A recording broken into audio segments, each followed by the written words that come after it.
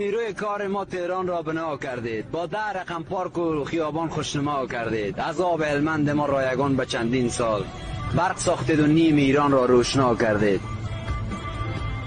بازوهای ما و مردم مایان تهران خراب شده را چون آمریکا کردید. جوان ما پیر شد زیر دست شما در کار، از بس سرش کارهای سخت و ناروا کردید.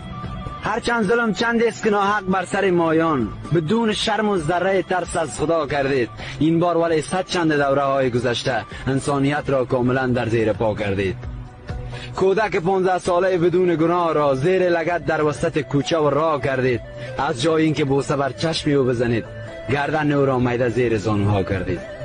توف بر مرام و معرفت پلید شما که از کار ما کشورتان را سربراه کردید. حالا ما را از خاک ایران میکشید بیرون، حالا به اخراج ما آستین را بالا کردید.